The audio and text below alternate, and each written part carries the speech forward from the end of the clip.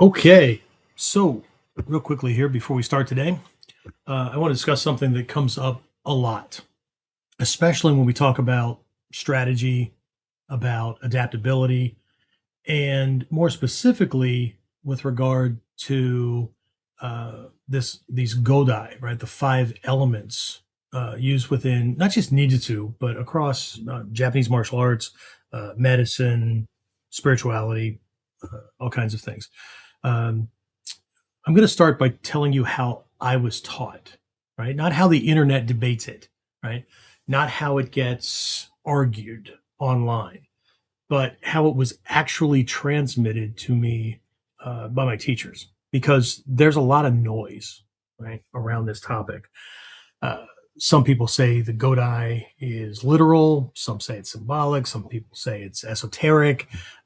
Some say it's just a counting system, right? Some say it was made up. Right? I've heard these things from many camps, right, over the years.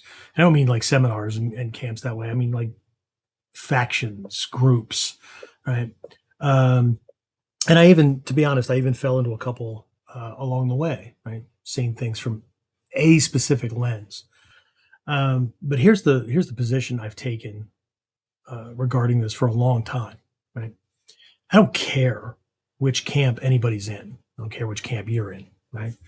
Because none of that matters if the framework does one thing well, right? And that is, does it keep options alive under pressure, right? That's always our question. Does it keep options alive under pressure, or does it collapse them? Does it cause them to fail, right?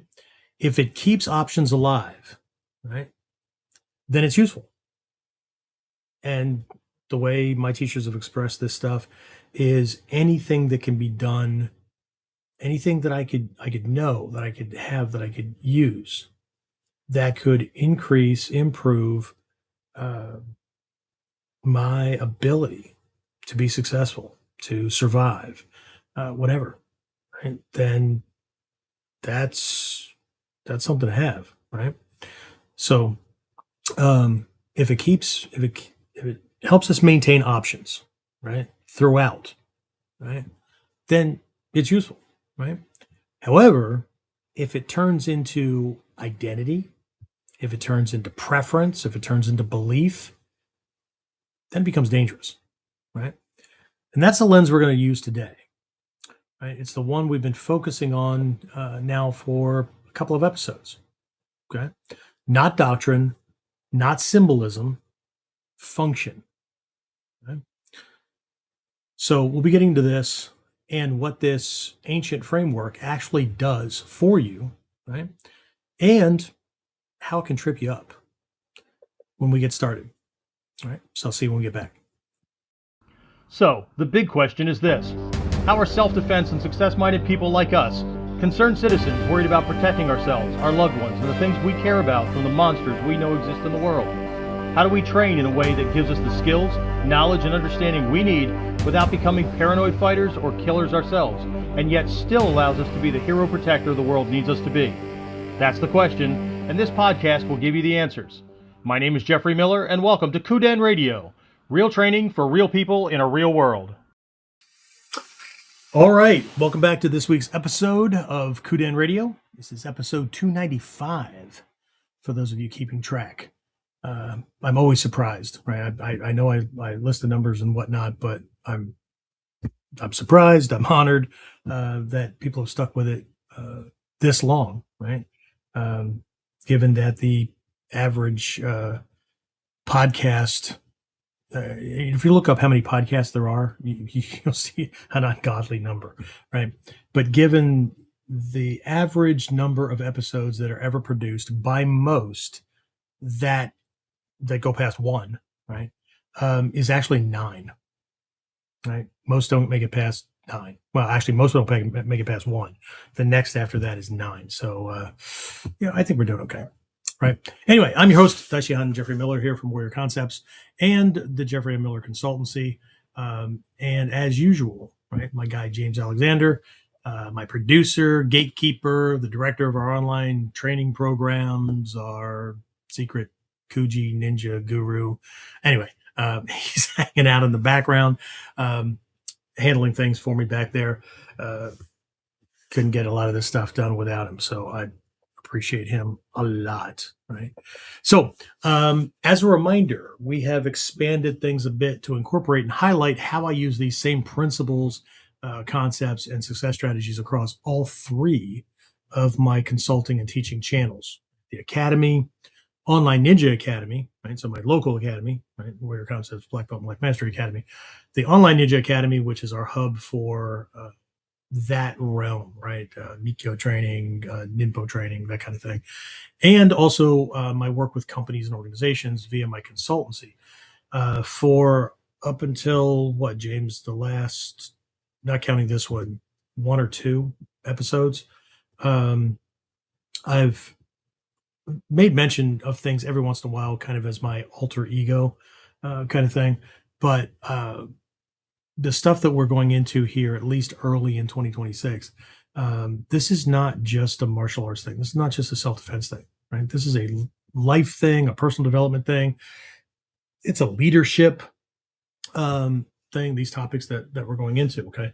So for those folks who are coming in through LinkedIn or even Facebook, where you're picking up on this, but you're in a leadership role, and, you know, we kind of, I don't know, picked your interest, right, from that direction. Try to get past the reference to martial arts or ninja or whatever, because martial arts is really the science of dealing with conflict. Okay, and how do we continue to operate? Right? How do we continue to get things done? Not when everything's going well, right? But when shit's falling apart, right? When the team's not only not motivated, but they're scattered. When the pressure is on. Like I said, when things are going sideways, and even in some cases, right, when it's actual, literal physical violence. Okay. So the purpose of all three of these avenues is the same. Right? My purpose for all of them is exactly the same, right? It's to help serious individuals and leaders think, act, and operate in ways that actually hold up under pressure, right? Without unnecessary damage, distraction, or, you know, wear and tear. Okay. So for those just joining us, I opened today by clarifying how I was taught to understand a Japanese, actually it's connected to as far back as Tibet as well, one of these Eastern frameworks. It's known as the Godai, right? 5 elemental framework, right? This is not the Gogyo, right? A lot of you that might be familiar with Chinese medicine, those kind of things, and a whole other aspect within our training, the Gogyo. These elements are different. The Gogyo is, again, just kind of starting on, it's cyclic. It's how energy transforms or can be blocked, those kind of things, right? So the Gogyo, it will be in order once I get it started, but there's no jumping on point. It's kind of like the seasons, right? It's wherever you're paying attention to first, right? So water, wood, fire, earth, metal, then back to water again. That's one set, right? The one we're talking about today, the Godai, is earth, water, fire, wind, and void, right? So this is how energy manifests. It's a way that things can be looked at through a lens of like classifying similar principles, context, those kind of things, right? So again, I want to take a look at and clarify, right, how I was taught to understand this system, right? Not as a belief system, right? Not as mysticism, right?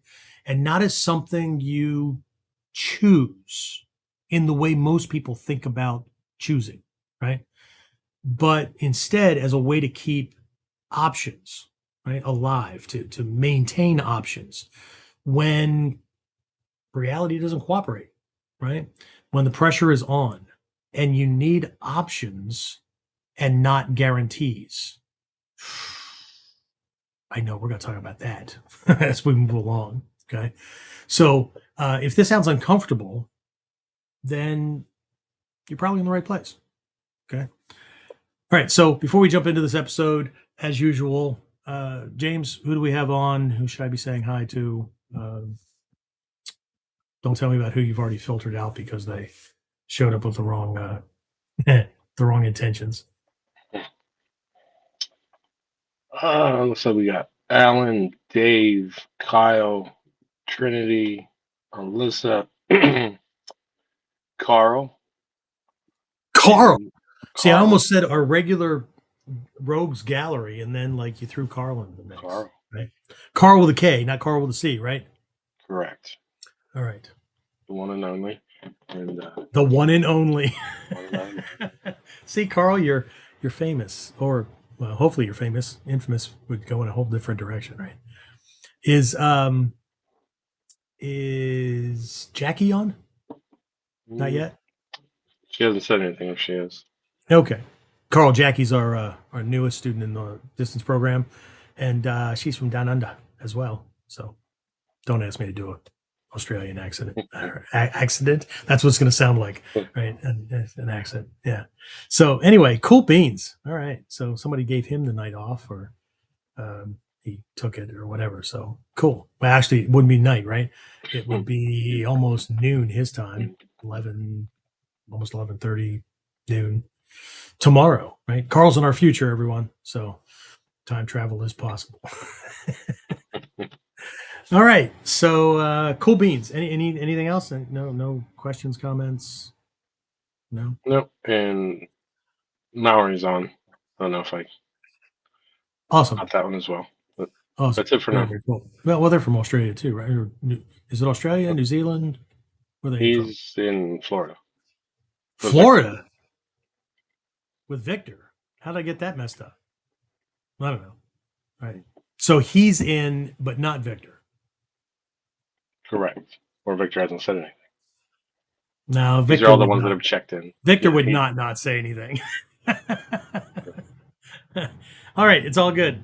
All right, so let's go ahead and jump into things because this is another one of those bridge episodes where we're going to make a shift here. Okay. Also, before I forget, stay with us till the end for a special announcement about something we are doing with a small group of students this coming May. All right. So that's it. That's all you get for now. But stick with us until the end, and yeah, I'll fill you in unless I forget or James steals my thunder or something. I don't know. Anyway, so as I said, I want to share a quick story because this actually before I talk about how I learned this stuff, let's do this a quicker story, right? That actually predates my martial arts training. That has to do with these 5 elements. Okay? So this is back in junior high school, a biology class, right? And we won't mention the date, right? We're not even going to go there, right? But just me saying that it's junior high school and not middle school should give some people at least an idea. And since my daughter Trinity is on, she's going to keep the old man jokes to a minimum. Anyway, so we're in this biology class. I'm in this biology class. And we're talking about the periodic table, right? This thing in science, right? The periodic table of the elements, helium, hydrogen, right? And at the time, there were, and I'm thinking like 81, but let's not be whatever. There are 80 something known elements, okay, at the time. Okay, so anybody that's like scientific oriented, that'll give you an idea too. Right? Anyway, so we're talking about this stuff, and the teacher made a joking side comment about how in the East, they only believe there are 5 elements, right? Can you believe it, right? I mean, look at all these, right? But they only believe there's 5, right? And at the time, I laughed along with him and everybody else, right? It sounded ridiculous. I mean, there's 80 some friggin' elements. How are these people believing that there's only 5, right? Well, years later, after learning about this thing, right? This Godai system of elements that have certain representations, right? It's about, well, we'll talk about it, right? But I realized that the joke was on the teacher. Okay. Because every single element on that periodic table and every element that's been discovered since can be classified inside this much smaller set of operating principles. Right? It's like a cataloging system, right? Um, I found it very helpful as a way to remember large groupings of things and uh, vast amounts of knowledge and skill sets and all that by being able to classify them based on like qualities or principles or concepts or whatever. Anybody's heard me talk about our 5 weapons categories, right? Or in the survival realm or anything like that, right? Most of our stuff is classified by these groupings because it just makes it easier, right? But back to this periodic table, right? The Western model catalogs matter, right?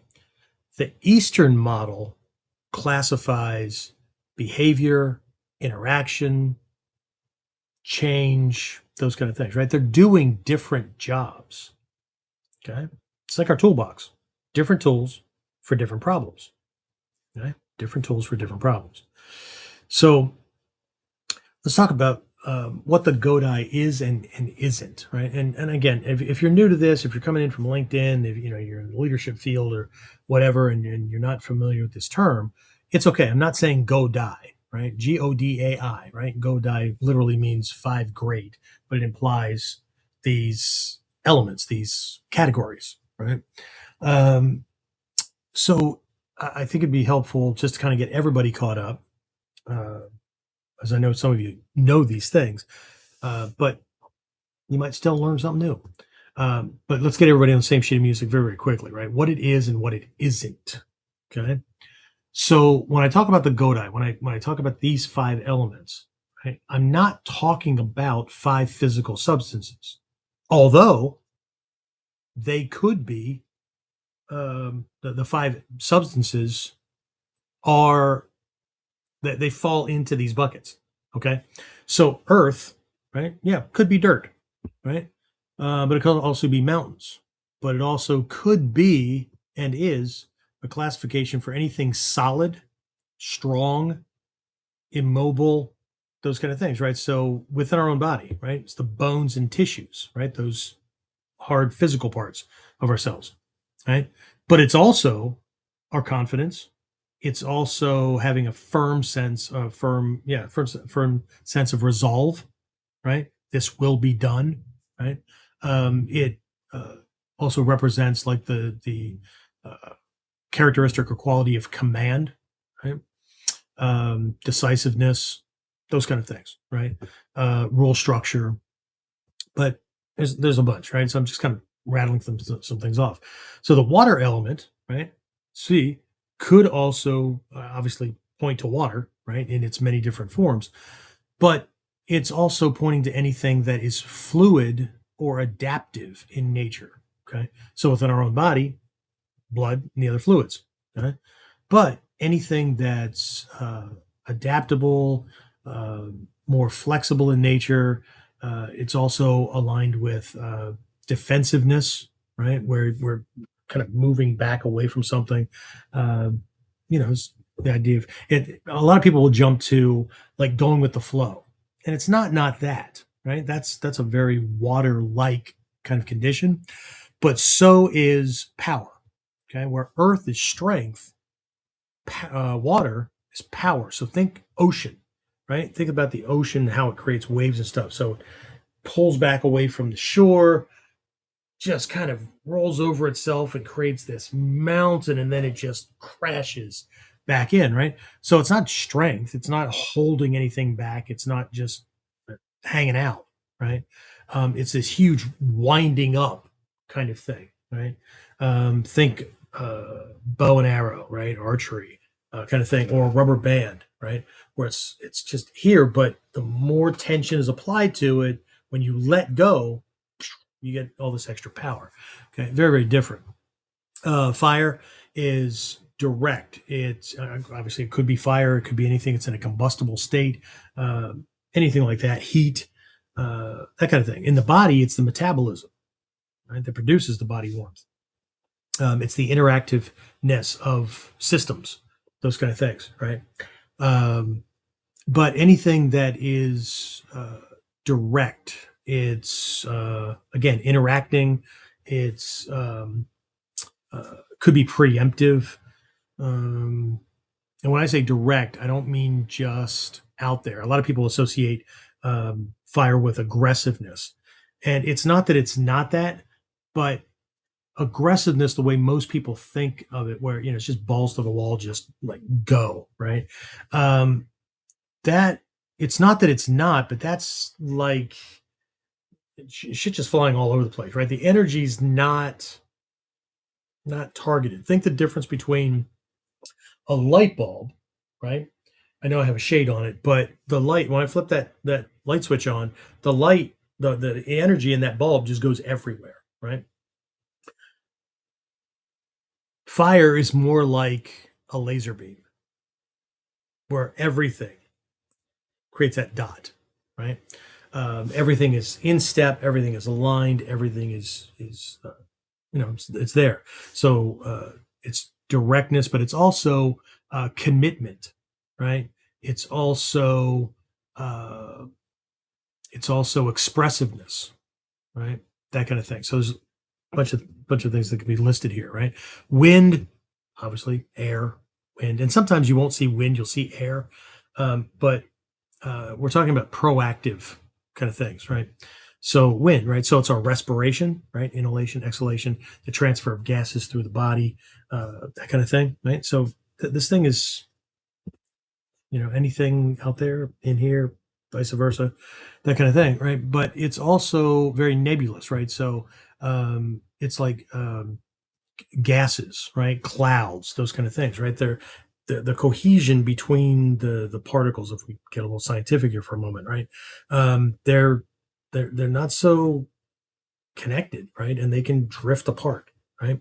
But any action that happens around it, right, stirs it up. It's responsive in a different way, right? So wind is from an internal state. It could be just having a carefree or just a free, relaxed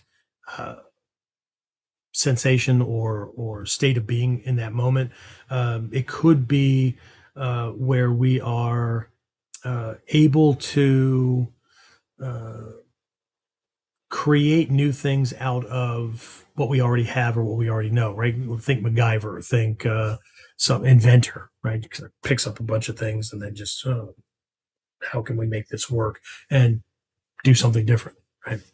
But it also represents the quality from a self-defense perspective of evasion, right? Just not there's no direct confrontation. It's kind of slipping around things. In the military, we would associate this with like flanking maneuvers, that kind of thing, right? And then void, really bad translation into English, right? Void, it's more like devoid, right? So devoid of any set, crystallized way of doing things. In the body, the ku, the void element, is associated with the ability to think and communicate, right? To plan, those kind of things, right? So, but out in the world, right, what we're really looking at is like the subatomic structure that everything is created from, right? So this is a thing that underpins everything, right? Whether it's the dirt or the rocks or the mountains that we talked about, the earth element, or literal water, or the lakes or the ocean or whatever, right? The combustible elements that are going on the periodic table, gaseous clouds themselves, whatever, right? Subatomic elements, they make up all of these things, right? So again, what I'm talking about are things that are represent. This is a code system to make it easier to associate things that are of like qualities. Okay, so but on a base level, right? Where the Gogyo, that other 5 element system I was talking about, is about how energy transitions as it moves, right? As it goes from one state to another, to another, to another. The Godai is more about what we're talking about here is about like 5 ways energy expresses itself or how it shows up. Okay, solid. We could just say solid, liquid, gaseous, or interactive, gaseous, nebulous, that kind of thing, right? And then just kind of ethereal, but not spiritual, not that woo-woo shit, right? Okay, but 5 ways energy expresses itself, 5 modes of action, 5 strategy or strategic tendencies or options. Okay, so they're not rigid. Okay, they do overlap, right? And in our day-to-day operations and just the way we do things, right? Emotionally, we can go from one of these to another, right? We could start out in the morning where we're just like, all right, I'm here, let's get ready for our day, right? And then we get to work and we start interacting and doing things, right? So there's kind of a fire thing because things need to get done, right? There's the hubbub of work. But as we go through things, problems pop up, or somebody's got a question, or the meeting is interrupted, or whatever, right? Schedule needs to be shifted. Right? So we adapt to those things, right? Hopefully, right? Otherwise, we lose our sanity and we come home freaking exhausted because we lack the ability to adapt. But we adapt, we shift things and whatnot. That's expressive of the water element, right? We, once we're done, right? We leave work and we have that sigh of great, gonna go home and get some Cheetos dust on our face, whatever your thing is, right? But there's just that kind of a release, right? And then we might start thinking about and planning for the next thing for the day, or how we're going to interact with the family or friends, or what we have to do tomorrow, right? So, but what's important here, the most important thing, is that they're conditional. Okay. The closer we get to things being fixed, right? Earth is mountain, water is river, that kind of thing, right? The more this becomes something that people have a hard time getting their head wrapped around. Okay. But here, when I say that they're conditional, what I mean is that condition determines method, right? Preference is irrelevant. And here, let me talk about this in a couple of different ways during this episode, okay? And how reality doesn't really give a shit about what we like, what our favorites are, what our preferences are, whatever. All that reality cares about is, can you deal with what's going on in front of you or not? Okay. It's not about being fair either. Okay. Universal truth is not about being fair. It just is what it is. Okay. All right. Anyway, again, as usual, right? If this episode or the podcast or whatever is valuable, right? If you find value in it, I'd appreciate it if you would like, share, subscribe, do those little things, comment, whatever, because what we need to do as ninjas is program the algorithm, right? These platforms all have these like computer programs operating in the background that keep track of interaction, right? So, and if you do these things, then you help me condition it to know who and how much to show this stuff to. So it pops up on their feeds and whatnot. And then other people like you that are looking for this kind of information, this kind of depth and whatnot, can find it. Right. And then they can benefit from it too. So, but if you don't want to, no harm, no foul. Right. It's your choice, as always. Right. Okay. So, James, anybody else, before I pop into anything else here, anybody else check in? Any questions, comments, complaints? Sensing you need a haircut? Yeah, I know. We're getting poofy. Just Greg checked in, also from Australia. All right. So, some of you guys with your midday breaks. Awesome. Okay. That's it? That's it. Okay. All right. So, I have an analogy that I have used for years to help students get their head wrapped around not only the Godai process, but why I use it. Okay. Um, because for a lot of folks, it just seems like it could be woo woo, or it's, do I have to use it? No, you don't have to do it. You don't have to use it at all. As a matter of fact, to answer that question, do we have to do this? Uh, People have had some say over the years, all kinds of things like, uh, do we have to do that Mikyo stuff? Do we have to, do this or that or whatever? And it's really funny because Soke will say, no, you don't have to do it. Okay. No. And then of course they, walk away all happy and see, and for some, right, they probably had an argument with somebody else. See, told you so, sensei said, right? And then after the person is left, he kind of looks at the rest of us and goes, you don't have to breathe either, but we highly recommend it. Right. So anyway, so one, to help people get their head wrapped around it, but also to understand how it works, right? How I'm applying this or how I'm offering this as a way to make it easier, not just to collect techniques, not just to collect skills, but to be able to see them from a strategic standpoint so that they all become options that are more or less appropriate or not appropriate at all, given context and given conditions present in the moment we need to act. Okay. And I call it the filing cabinet model. Okay. So here's how I introduce this to students, right? Imagine a 5-drawer filing cabinet, right? Just narrow cabinet, right? 5 drawers from bottom to top. Okay. And each drawer is labeled with one of the elements. So the bottom one would have chi or earth, and the next one up would have sui or water, next one fire, next one wind, next one void. Okay.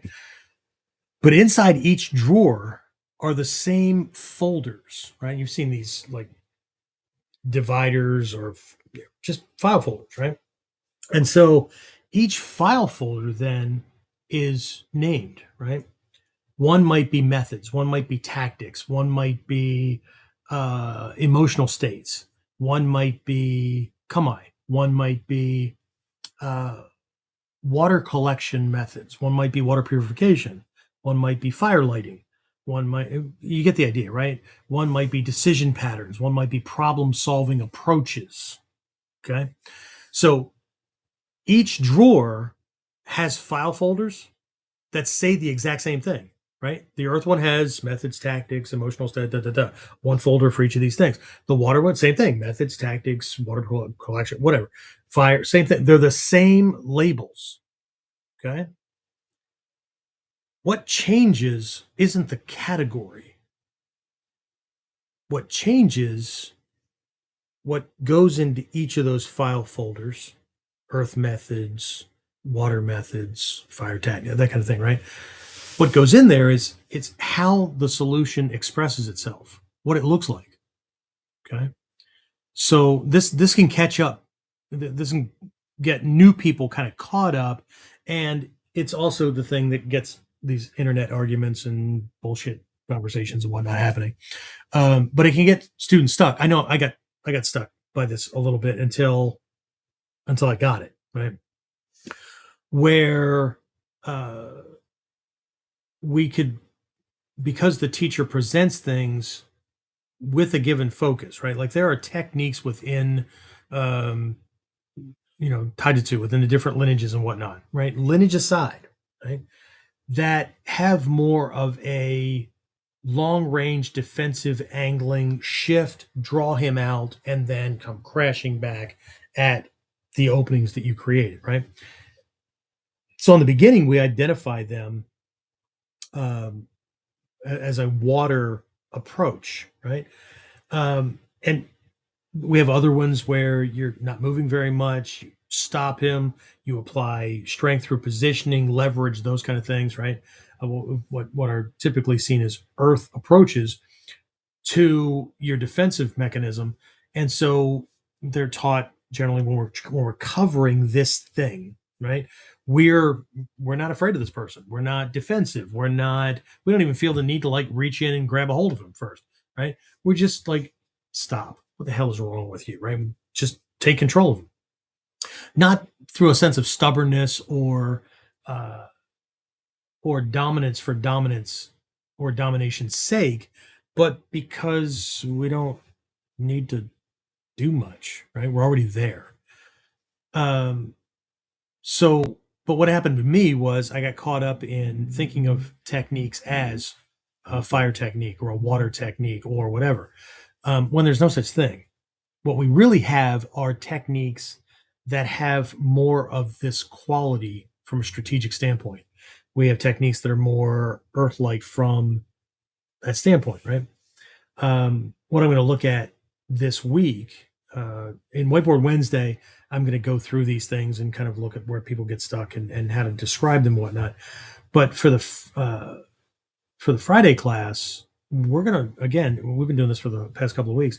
We're only going to pick a technique or two, and then we're going to run that technique through each of the elemental approaches, through each of the strategies.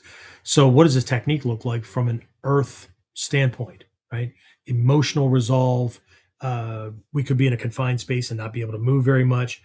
How would that model look? How would that kata look from that kind of perspective? How would it look from a water perspective or a fire, whatever, okay?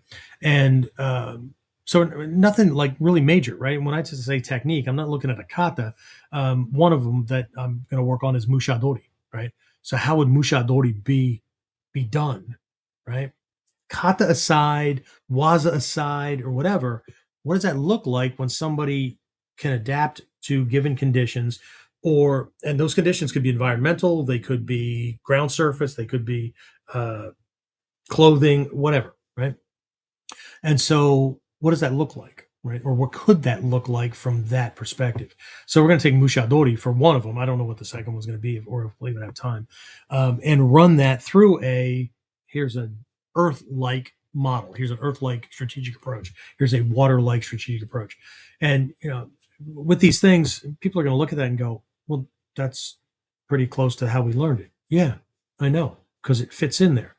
Okay. But that doesn't mean that's the only way to do it, because this is ultimately always about options.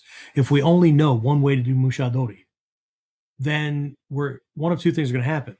One, conditions have to, by luck of the draw, by the gift of the gods, or by kismet, have to line up and we can do it, or we have to force it.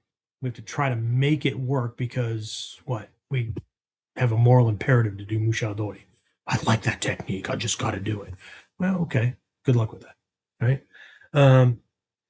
But if we understand and we have multiple ways to apply mushadori, right? Then what looks like one technique is actually multiple techniques, but the arm and shoulder just happen to be affected the same way, physiologically, anatomically. But how we take it is different. Okay. So again, what changes within each of these realms isn't the category, right? What changes is how the solution expresses itself, right? So again, earth, right, solves problems differently than water, right? If you have the early books by Hayes, the first one was Ninja Spirit of the Shadow Warrior. And the second one, volumes 1 and 2 in that Ninja series, now they're all part of that big ass collection, right? It's still within those first two sections. There's everyday things. There's an attack situation, but there's also somebody causing a ruckus at a friggin' baseball game. For those of you on the British or Australian side or whatever, cricket, whatever. But there's somebody's causing a ruckus or whatever. There are these different examples that are given, and then what he outlines is how, from an earth state, from an earth strategic approach, we might do it this way. From a water approach, we might do it. It's the same incident, it's the same situation, it's the same problem, but we have these strategic options for resolving it. Okay. So again, earth solves things differently than water, fire, differently than wind. What we're looking at here is it's the same problem that needs to be solved, but different operating logic or logics.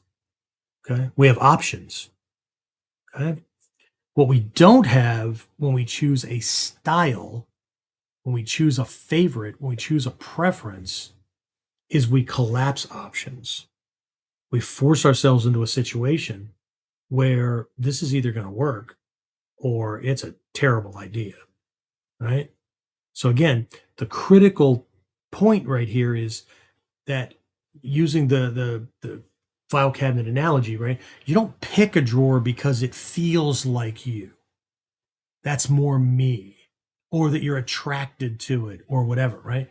You pick it because reality demands it, right? It demands that approach. That is the best approach for resolving this, not just to be effective, right? This is needed to, not just to be effective, right? With enough time, effort, manpower, resources, money, whatever, thrown at something, well, shit, anything can be effective. But what was the cost, right? So in needed to, effectiveness is assumed, okay? But efficiency, right? Getting it done using the principles of energy conservation, right? And having a sense of effortlessness, right? It was done with relative ease. That's different. Okay. So, before I talk about the real error, right? It caught me, catches a lot of folks, causes a lot of people to just flat out dismiss it. I don't teach it like this in Japan. As a matter of fact, I asked the Japanese teachers about it, and they said just train. They said that wasn't important. Okay. Yeah, I get it. Okay. But there's lots of reasons why they say those things. And one of which is they know that Western students, based on the way we were taught to think and process things, tend to crystallize things and make it something that, from its original origin, right, was never meant to be. Okay. So again, we'll talk about this more as we go along. These are expedients, right? This framework is something to help people get to a point where it's like any process from the East, where we have something, we're going to break it apart to understand it, and then we can allow things to come back together again. And in that instant, we aren't going to think about it, right? Because we already understand things from so many different perspectives and levels. Not that we have to memorize it and regurgitate it like we do in Western testing and whatnot, but to where we can't not do it. We recognize that it's already a part of how things happen. Okay. So at the black belt levels, in pre-black belt levels, we split things up. So we can take 4 to 6 months and look at things from this earth perspective. We do the same thing from a water perspective, whatnot. So students can not just learn different strategic operating modes to better fit in and to better handle situations, right? But also to appreciate that, one, we already know how to do this stuff. What we're doing is honing those abilities, right? And to see the value, eventually to see the value in having more than one way to do things. Okay? Because I get students that come in, whether they've done martial arts before or not, that just naturally gravitate to, they're just more of a wind, evasive, I don't want to mess around with it, I just want to get out of here kind of thing. And other ones are just the opposite. Like, you said what? And they're ready to mix it up. And then other ones that are just more strategic in the way they think, as far as gathering information. They'll do it from a distance, observe, identify, weak points, and then they're in on that, that kind of thing, right? But and there's nothing wrong with any of those, as long as they work, as long as they fit the situation.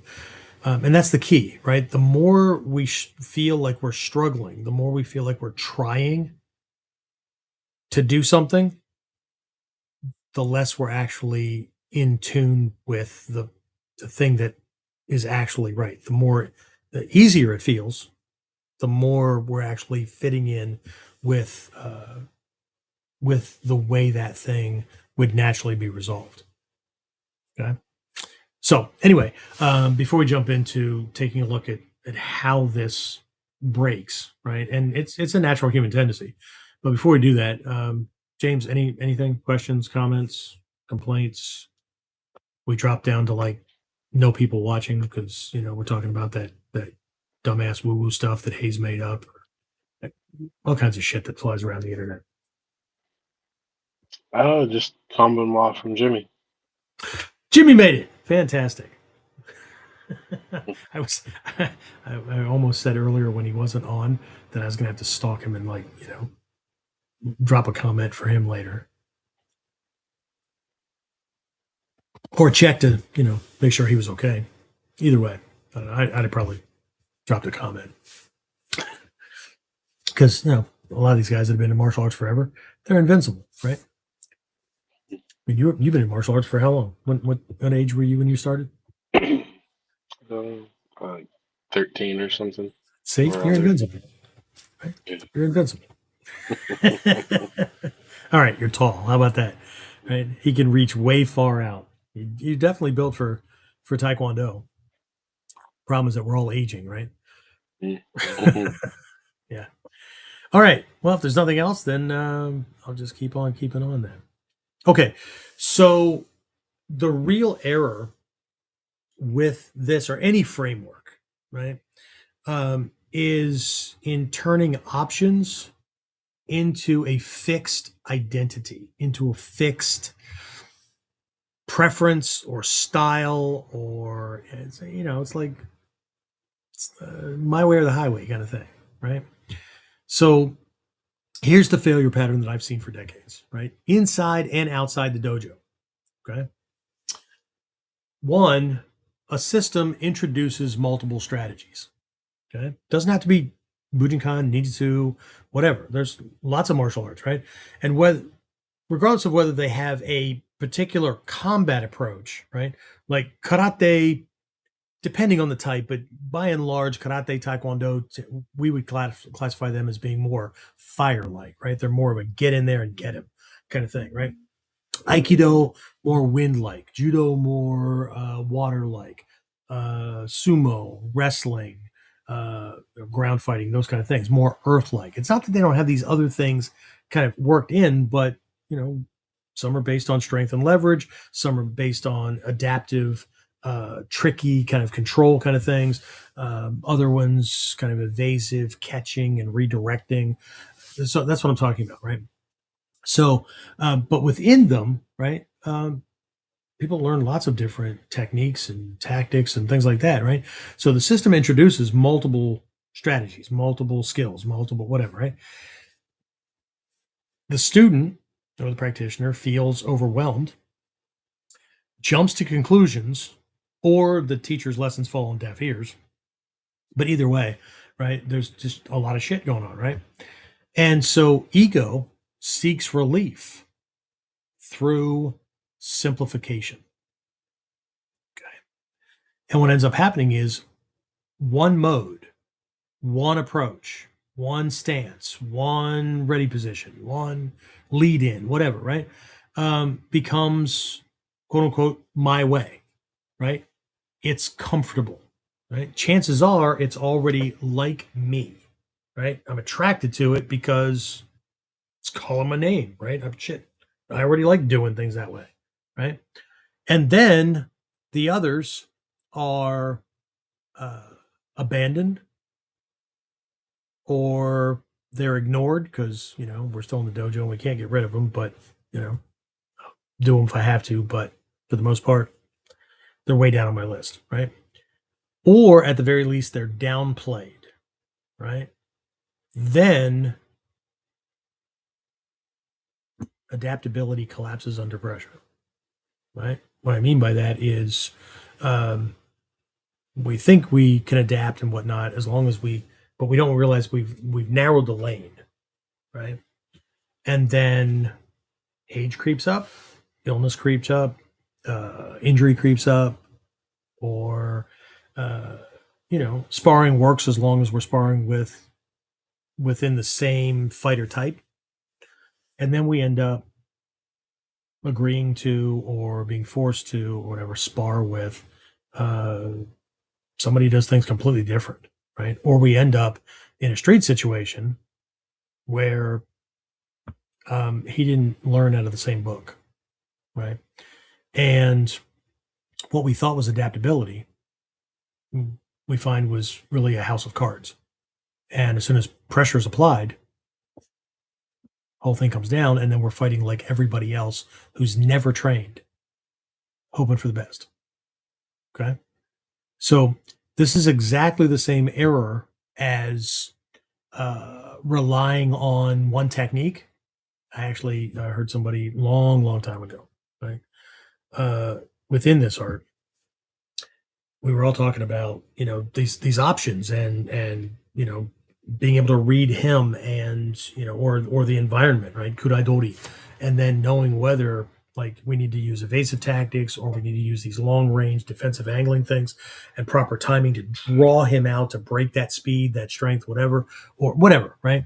And this person said, oh, no, that's just way too complicated, right? I just know that if I can't start whatever I'm doing with this one move, with this one technique, right? I'm lost. Shit. Hope the bad guy got the memo. Okay. But again, it's the same error as relying on pain compliance, as people do when they either learned it or they mistranslated the word Kyusho, right, for weak point, into pressure points. And so then when they learn pressure points, because they hurt, or at least they hurt them or they hurt their partner, they think that it's all about pain compliance and not reactivity of internal chains and systems that don't necessarily rely on pain. As a matter of fact, there's 1 out of 4-5 categories of Kyusho that it's about pain, right? But pain compliance is highly overrated. Okay. So they hit a pressure point, it doesn't work, and then they just double down or triple down on it and get their, nose pointing out of the back of their head so they can smell what their shampoo smells like. Right. It's the same error as relying on policy, right? A company or organization has a workplace violence prevention policy that includes zero tolerance, that includes threats of punitive action if somebody violates it, those kind of things. And then violence happens anyway.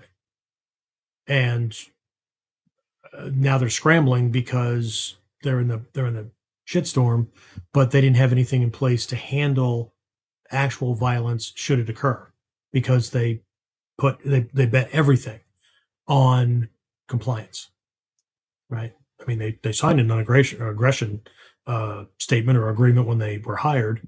Except that the guy that's doing all the stuff there, he's a visiting vendor that's having a bad day, or somebody decided to target the group, or they didn't get the memo. Okay.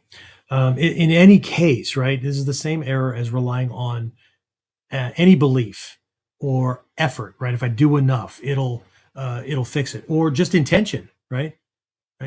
I did this, I intended to do this thing, but I got a different outcome. And so like, it's not my fault because I didn't mean for that to happen. Yeah, but you set it in motion. Okay. You missed a few things or whatever. So, again, it's the same thing, right? Different surface, different manifestation, same mistake. Okay. So the title of this episode is about strategic suicide, and hopefully just using that one word doesn't get us dropped off of all these freaking, platforms because they can't, the computers can't think, because they don't have an asshole to think out of. But strategic suicide is committing to a solution before the actual problem reveals itself. Okay? Because either we're afraid of getting it wrong or we've put so much belief into it that it failing is just, it's unthinkable, right? And so, it just kind of jumps out, right? So let's take a look at a couple of examples of what I'm talking about here, right? Within training, okay?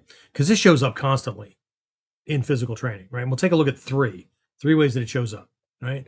One is that the student who's doing the role of the defender, right? The tori, right? The student taking kamae before the uke reveals intent, right? Before the uke takes up the fight position, their fight position, okay? The student assumes their kamae. Okay, just happened the other day in class again, because it's a normal mistake, right?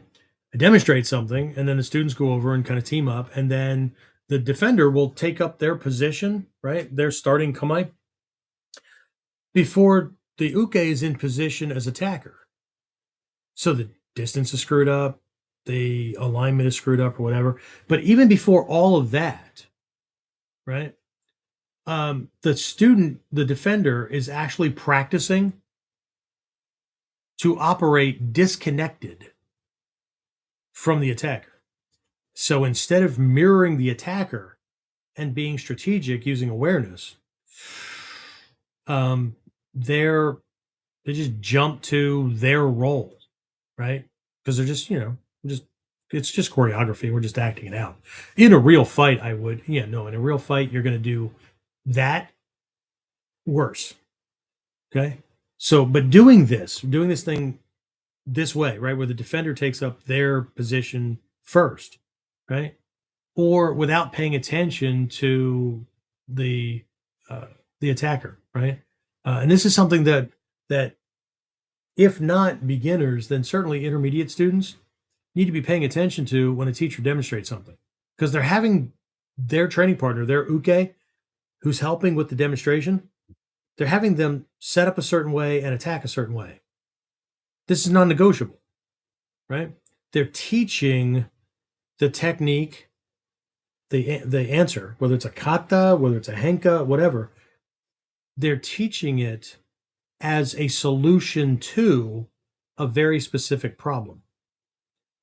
The person is a certain build, that we're aiming for a certain outcome, whatever, right?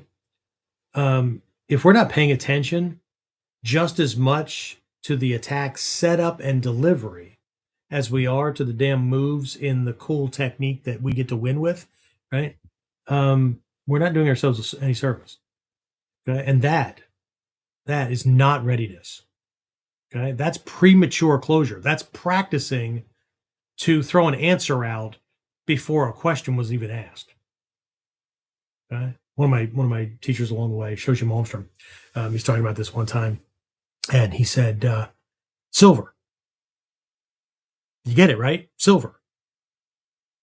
Come on, man, silver, right? I mean, anybody knows that, right? Silver, right?" And of course, we're all standing around dumbfounded looking at him, and he goes, "See, doing that thing first, or doing it out of context, or doing it without paying attention to how it fits, is like throwing an answer at somebody before a question was asked. Now, if I do it differently, if I do it the way it should naturally flow, the way we do it every day in life, but somehow trip over ourselves and forget when we're doing martial arts, right? If I were to say, what color was that sports car that just like flew past the dojo here, right? And then somebody says silver, oh, well, it makes perfect sense.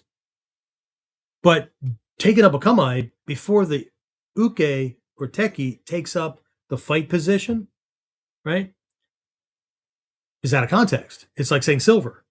Or it's like taking up your kamae and walking through the mall with that because, well, if an attacker shows up, I'll be ready. And I know how that sounds funny, or it sounds stupid, or it sounds ridiculous.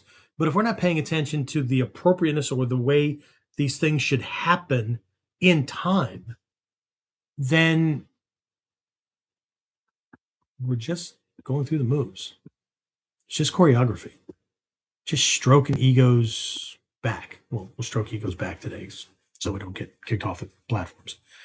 Okay. So why is it premature, right? Why is it premature conclusion? Because your attacker, a real attacker, will base their action, right? They'll base their decisions on what you just presented. You take up your position before they do or before they're ready to go. You just gave them information to base their attack on, right? Not the other way around. It won't be you basing your movement on what they're doing. They've already based their stuff on what you presented, right? This goes right hand in hand with what I just covered during last week's Whiteboard Wednesday, when the whole episode was based on the question, who's leading the fight? Okay. And this also goes to these dumbass comments that show up on the videos where somebody goes, they watch the technique I demonstrate, or anybody demonstrates, right? And they go, oh, I'll fuck you up, man. I beat that XYZ way, whatever. This is how I beat that technique or whatever, right?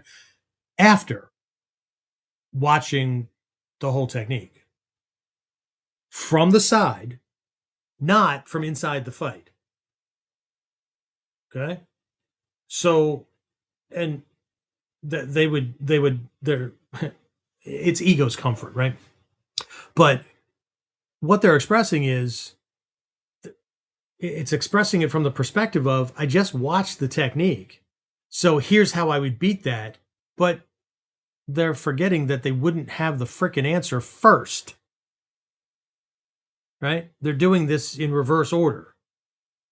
Okay. And all I can say is, egos need to be right, right? Okay. So that's the first way it shows up. Okay. Second way it shows up, or can show up, again, I'm just picking some arbitrary things that are really, really common, right? Is teacher demonstrates the technique, students go pair up, and then the person playing the role of the toady, the defender, right, is watching the hand or the foot or whatever that the demo, right, the demonstrated technique said was coming. Okay. There's no open zanshi, no open awareness. Okay. They're just watching for the hand that, right? Teacher demonstrated it. It was a right hand lunging punch or a lunging punch from the rear side, right? And so that's what they watch.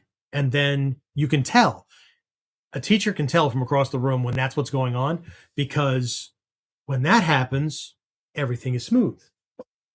When the person, often happens when a new person joins. And I always tell intermediate and upper level students, train with the new guys.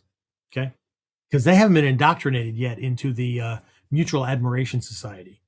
So they were watching too, except they just saw a punch being thrown and they didn't make a connection to a lunge punch, lead, cross, whatever. And so here you are staring at this rear hand, expecting it to come because that's what the teacher demonstrated. And next thing you know, this lead hand comes flying out. So what ends up happening? No smoothness, right? What you see is a sudden surprise and a flinch movement and stuff like that, because instead of seeing the technique as a model, and yes, we're going to work through this, but the reality is always that anything could come, or the attacker's never wrong, right? And so I can always tell when somebody has open zanshin, right? They're aware. There's a soft awareness. Yes, we're working a technique, but anything could happen in that technique that could render any one of those moves not appropriate anymore, or would have to adjust the angle or the distance or how the counterstrike is delivered, that kind of thing, right? So that's not training for that moment to moment need to adapt to what's going on. That's what we call borrowed certainty. Okay. What I mean is, you're not reading the attacker, you're replaying a memory. And so we're moving our body and responding based on the memory, not based on what the uke is actually doing. Okay. And that's why weapons or that next attack or whatever seem to appear out of nowhere. Nothing comes out of nowhere, right? But nothing changed. Attention collapsed. Okay. And then the third one, we see this often during test or when we do kind of an open response kind of thing. Okay. What I mean by that is, it doesn't matter if we're doing it during testing or just we have a class where one of these things is going on. And I say, okay, lower level students, you can tell your partner what kind of attack you want. Upper levels, they're going to throw whatever they want, right? At certain rank levels, it's going to be half speed or 3/4 speed. Black belts, well, it can be 3/4 to full speed. Okay. And so what you're going to do is you're going to avoid using any of your kamae. And then you're going to do an appropriate follow-up. Appropriate here does not mean official based on the system or whatever. It means there is a target that is open and there is one of my body weapons that are aligned with it, and I'm going to engage with it. I can reach out and tap it, whatever we're doing for the class, right? That doesn't mean that there's an arm muscle there and I can hit it regardless of whether or not that would shut him down, slow him down, or anything like that. I'm playing point sparring, right? As long as I tag it, well, then that was a follow-up. An appropriate follow-up is something that I have that would slow an attacker down or drop him, right? Or if nothing is present, then I will simply reset to kamae, right? Or wait for his next move to see if something opens up again.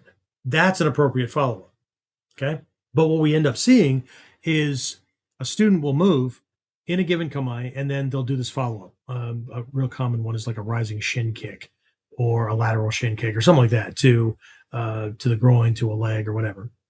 And then we'll get, oh, that was good. Okay. So different kamae. Show me a different response, right? Different technique, right? And so the partner will throw an attack and they'll do an evasion with the same or with a different kamae, but they do the same follow-up. Like it's the same rising shin kick or lateral shin kick, or they try to do it. They try to make it fit in or whatever, right?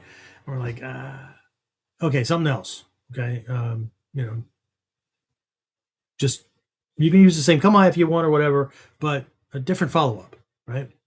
Because that did that feel uncomfortable? Yes, that's it. Okay, well, something that fits better. Okay. And then they'll get out of the way, and then they'll stall.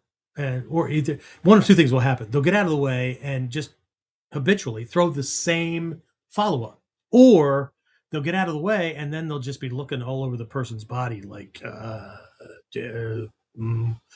okay. So that's what I mean by always using the same follow-up, right? If they can't use the same follow-up, or they're forced to do something different than what they always habitually do, they're stuck, right? That's identity masquerading as strategy, right? That constant follow-up is, well, that's worked before, so we'll just keep using that one, right? Instead of practicing for other things or practicing to develop the observational skill set that will let you know when a target is opening as it aligns with, right? This is more psychological, mental training, strategic and tactical training than it is physical, right? This is progress toward mastery, not just technique proficiency, right? So what's ending up happening is they're copying the teacher, or they're just doing the same thing, right? And so again, that's not true strategy. That's not true strategic or tactical proficiency or situational control, or letting him show you how to kick his ass. Whatever's going to work for you to remember this, right? That's identity, that's permission, whatever, right? And it's masquerading, right? It's pretending to be strategy, right? Um, and what's happening is the person who's doing this is waiting for reality to confirm your plan. Like, I moved and I threw this thing, and I'm just hoping that like the right target gets hit, or this happens to fit, or whatever. And that's, I guess it could work, but that's like playing the lottery. Okay. And here's the other thing. I just used this on somebody, uh, just generally in class, uh, last week, and everybody thought it was, everybody was laughing because it sounded funny. Well, often the the most profound philosophical truths are hidden in jokes because people accept them better that way, but they also miss them as well. Okay. And here's the thing. Here's what I said. If you're acting like you already know what's going to happen, right, or what's going to happen next, right, then you're acting like you have ESP. Okay. This is no different with a defender always doing the same thing, or an attacker, uh, the uke or the techie, right? We're going at like maybe quarter to half speed, right? And so because we're going at that slow speed, the uke, they punch and then they track their partner's head. Well, I saw him move, so I could track it. Yeah, but at speed, when your punch will travel from the moment you fire muscles to start it till it's supposed to hit the target, right? The average speed of that is quarter of a second to a little bit less, right? The average is 200 milliseconds, right? Which means there's some that are faster, some that are slower, but you get the idea, right? Um, you're not going to be able to track them even if you wanted to, because gravity and inertia and all kinds of shit has you, right? That's why these angular movements work the way they do. Okay. So, but by tracking them, one, you forget that you won't be able to see it. So that's why we always teach students, where your partner's head is now, punch into that space. No matter what happens, punch into that space. But that's not real life. I saw him move. Yeah, if you saw him move at full speed, then he's moving really early. Okay. But if we're doing this on time, not only will you not see the move, but you won't be able to stop on a dime and give him 9 cents change, or whatever your monetary conversion system is. Okay. So, but a partner tracking, right? They forget that they wouldn't know that, right? The uke has to forget that they know the technique that's about to be done, right? The other way that you see this, and it's not a normal follow up, but it kind of plays off of this, is since the uke knows what the technique is about to be done and they're pain averse or whatever, right? Instead of like being dedicated to that shot, you'll see them doing this, right? Because, well, I don't want to get hit. Well, then go do something like macrame or fucking watercolors or something, because this is martial arts, right? The way you're getting hit in class at half speed, quarter speed, or whatever, is, you don't have to trust me, but getting hit at speed by somebody who wants to beat, break, or kill you, yeah. Training in the dojo, for the most part, up until that kind of training, yeah, nothing. So if you're not willing to take that, then trust me, you don't want to get tagged by somebody. But then again, that's a whole other problem, right? And we talked about that in the past, where people think that they're going to become invincible by learning this stuff. And they may not use the words, just like somebody who's egocentric, right? And they think that it's their way or the highway, or they just assume that everybody else thinks or should make decisions like they do, right? That's ego assuming itself God, right? Those people, just like what I'm talking about now, would say, I would never use those words. I don't assume that I'm good. No, your actions speak that that's right. So here's what I'm talking about, right? If you're acting like you already know what's going to happen or what's going to happen next, then you're acting like you have ESP. But if you have it, If you have ESP, you don't need training. Shit, if you know that you're going to be attacked at 4th and Elm at 2 p.m. tomorrow, don't be at fucking 4th and Elm at 2 p.m. tomorrow. Okay? And if you don't think you have it, or, know you don't have it, then stop training in ways that look like you do. Okay? All right. So there's another good point, or another good stopping point for questions. James, what do we have? And also, just as a quick reminder, right? Whether you came on at the beginning or not, or you hopped on, don't forget, stay to the end, because I've got an announcement about something cool that we're going to open up for folks mid-May, well, early to mid-May, right? And we'll see, right? So, James, anything? Questions, comments? Kevin Hartwell over on YouTube said it. Hold on, just bumped on me. I appreciate what you guys are doing. Very helpful. Thank you, and keep them coming. Cool. Thanks, man. Appreciate it. I Dave appreciate you appreciating us. How about that? Dave said it is surprising how many people cannot handle getting hit, even lightly. And the opposite of that is people who can't handle hitting or making contact. Right? I've got some tough guys in my dojo, and several of them routinely pull their shot. We're going, this, James, right? We're going like half speed, quarter speed, whatever, right? And they can't make physical contact. And then when I call them on it, they go, well, I don't want to hurt him. One, at this speed, yes, they will feel a little discomfort because you're bumping into nerves, but you're not going to damage it. And two, you don't understand what you're doing to yourself. Okay? One, not only are you not helping your uke to understand what that's going to do physiologically to the body and how that sets up the next shot. Because remember, the uke is learning the other critical half to the technique, right? So when you're playing the role of the uke, you're learning physiologically, anatomically, psychologically what this is doing to that person. Okay? Again, not ESP. Experience tells me a certain shot to a certain area at a certain angle, right, creates a certain physiological response. If I change the angle to the same target, I get a different physiological response, right?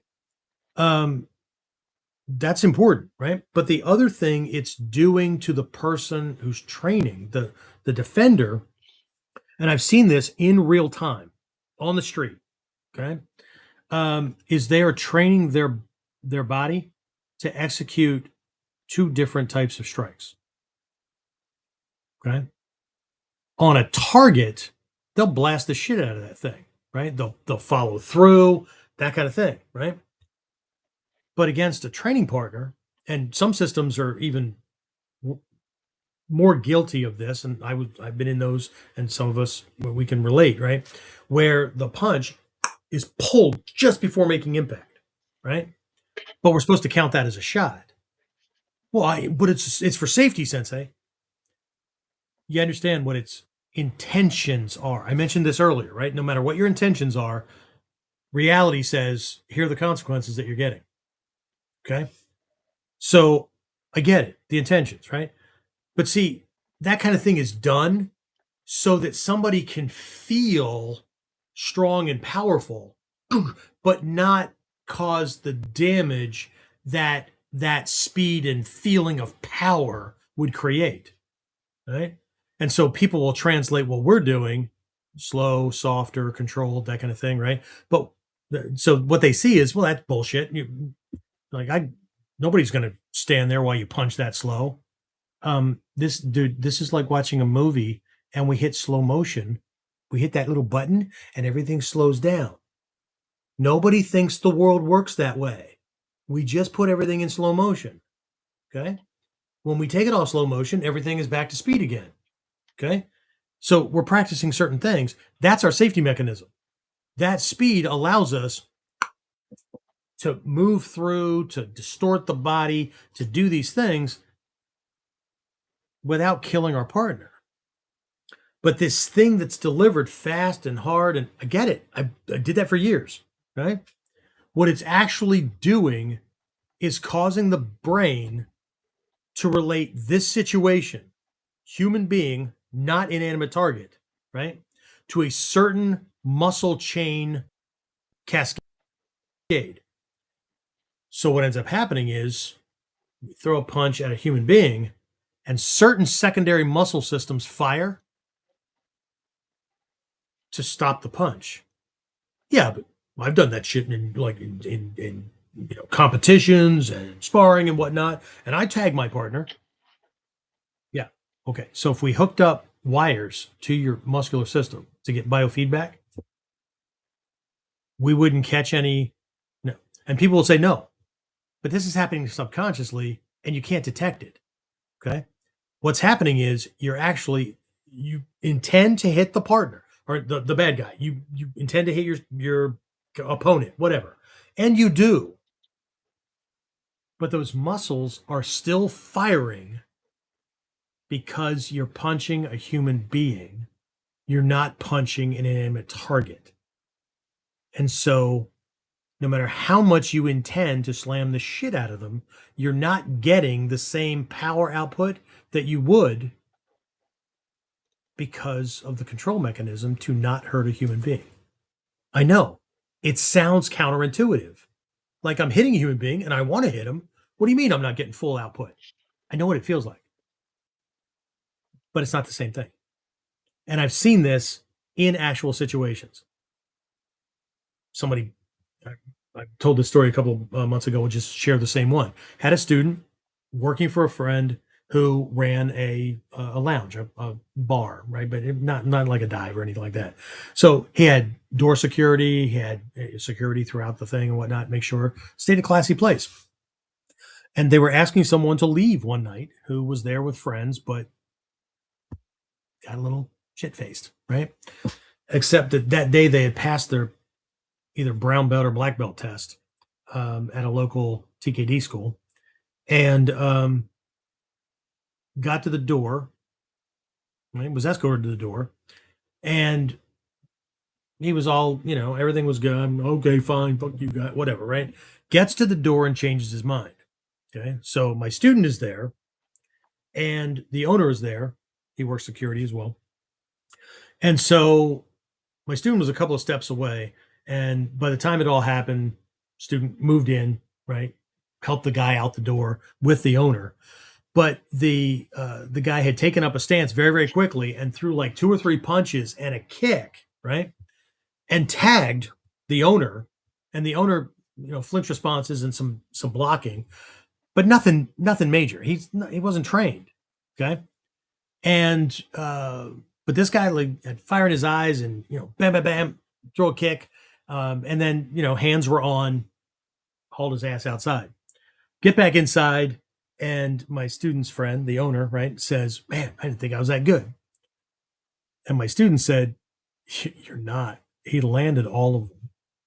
The difference is you're a human being.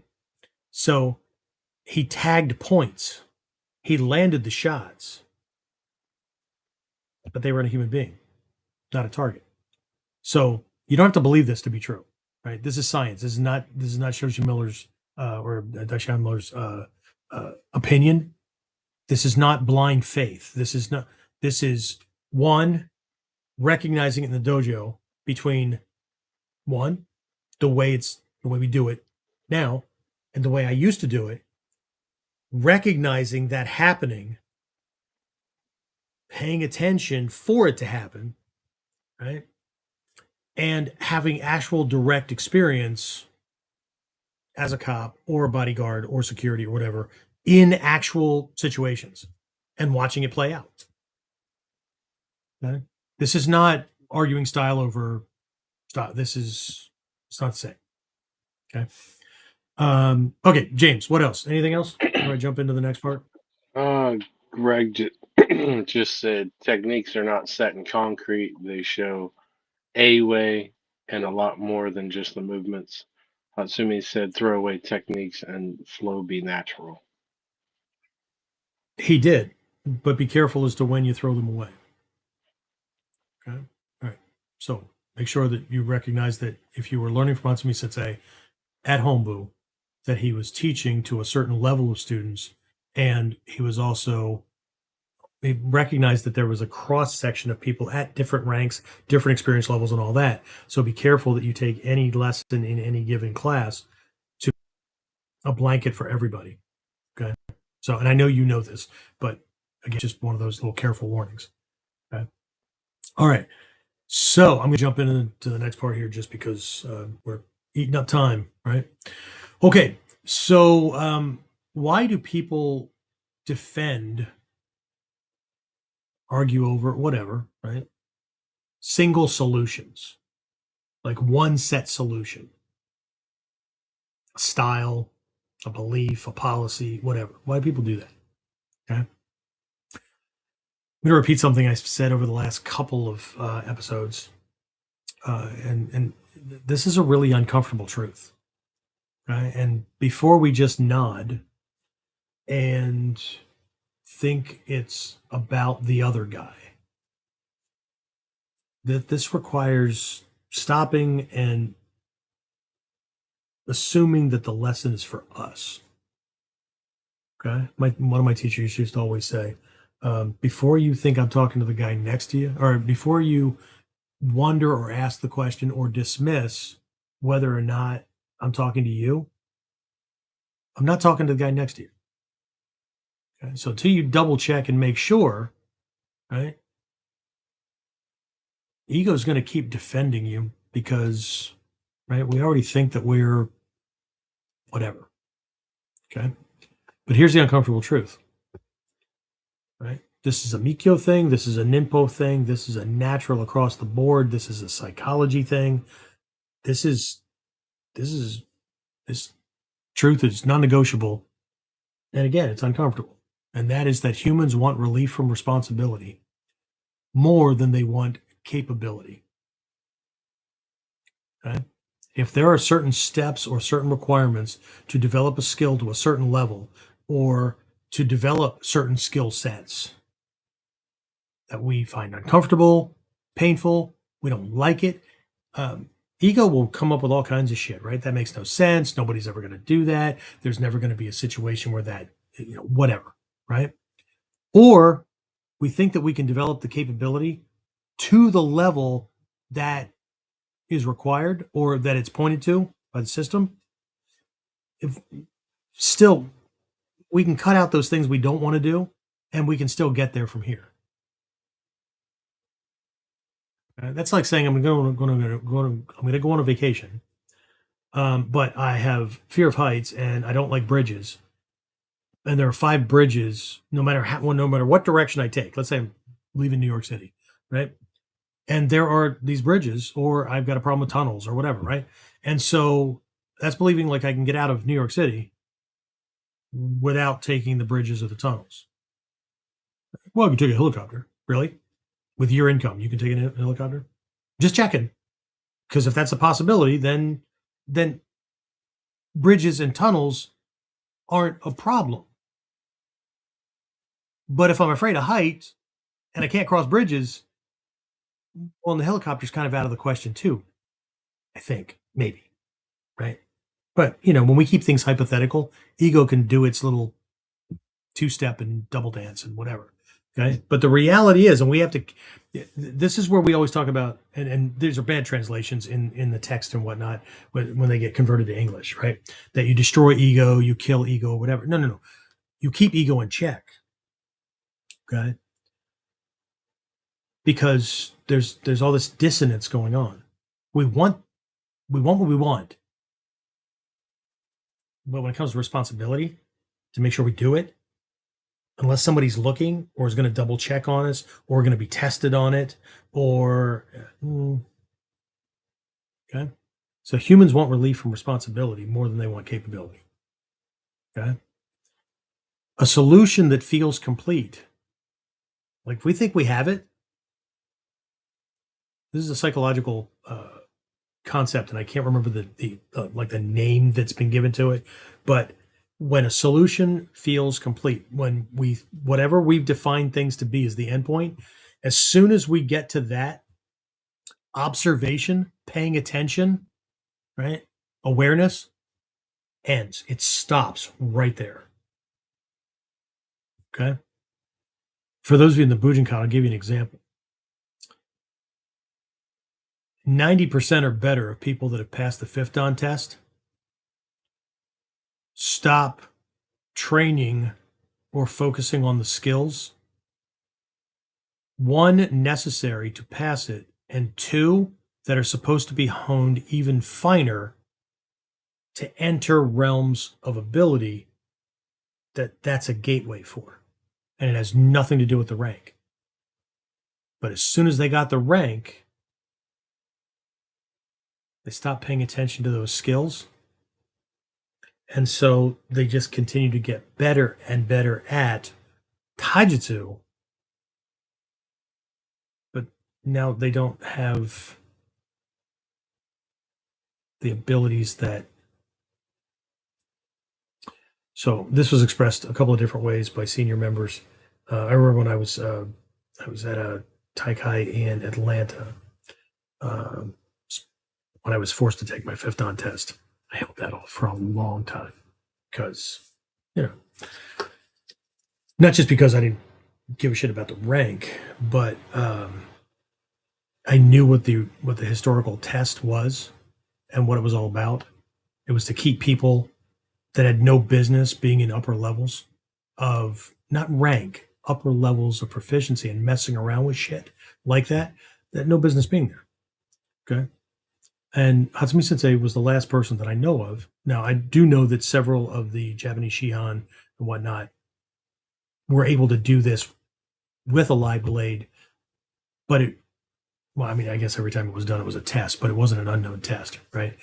He was the last one to take it, not knowing he was taking a test with a live blade.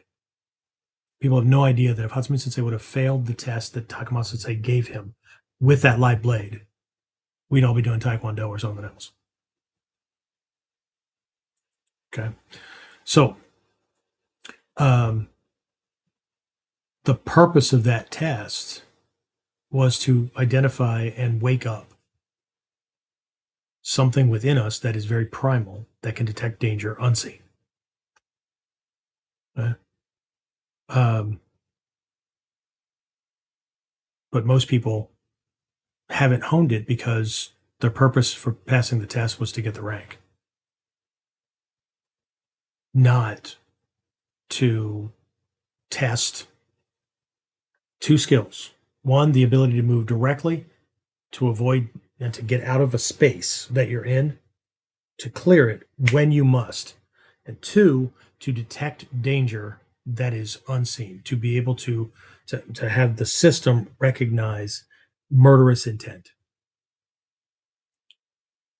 This is not a judgment call on anybody, because if they weren't told what these things were for, and that's the way it was framed, that's why paying attention stopped. They got the rank, they got what they wanted, but that's the way it was framed. Okay?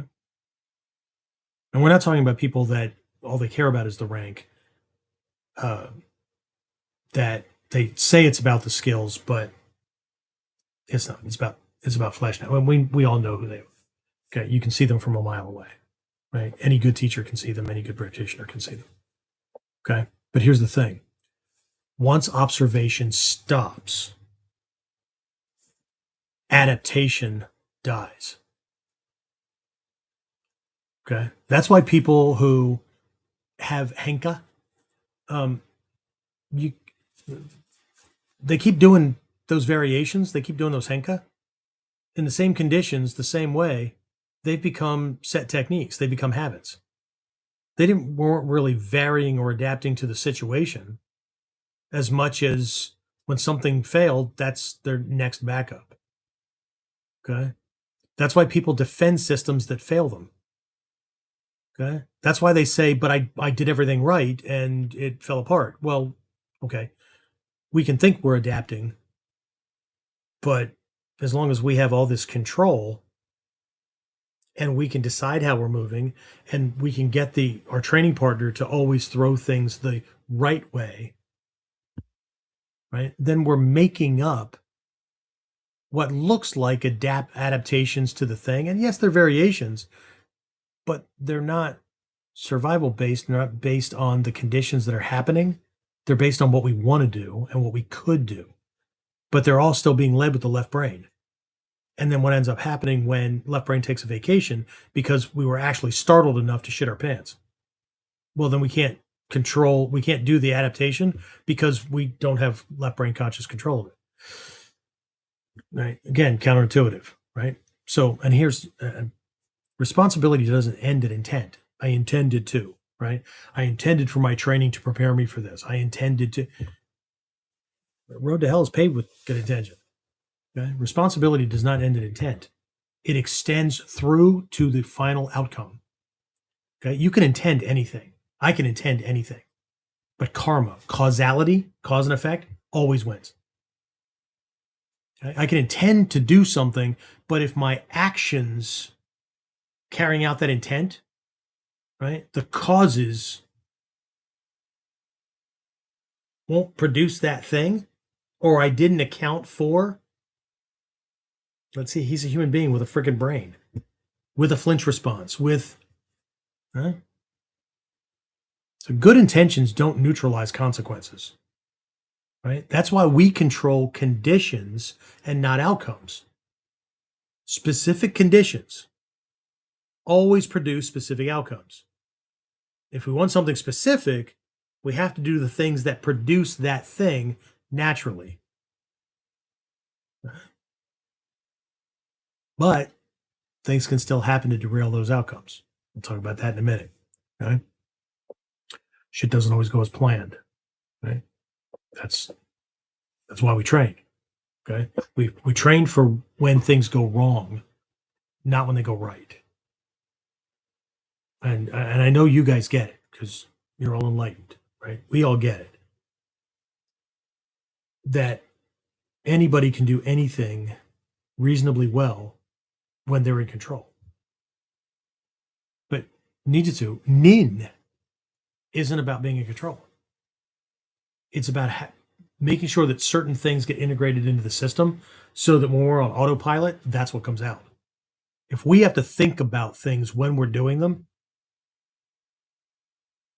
at full speed, when he can do anything he wants his way, and we're not controlling the conditions that allow for that to happen or to make sure that he can't do that, right? If Kamai isn't so ingrained into our system that becomes our flinch response, right? And I get it, right? Lots of folks can move fluidly and all that kind of stuff, but is it intentionally? Is it, right? Because there's a balance, right? Nagato Sensei has always said, right? Don't confuse winning a fight, doing whatever you want, with correct taijutsu principles, right? You're still just winning a fight like everybody else. Okay? Winning doesn't mean that you use this, right? Which is why two of my teachers' curriculum, and therefore mine, black belt levels or certain black belt levels where that's the litmus test. Okay? For Nidan, can you string your basics together in a logical flow based on what he's doing and control the situation using Ninpo Taijutsu alone and not having to fall back on something else? Now, remember what I said. It's not just the Godai test. People hit a certain level, hit a certain rank, and then they start focusing on the requirements for the next level. Guess what they're not paying attention to? Maintaining and honing these skills so they get better, so they naturally lead to that. And then what happens? While they're trying to work on that, they're backsliding because all this shit's getting rusty. Well, hell. All right.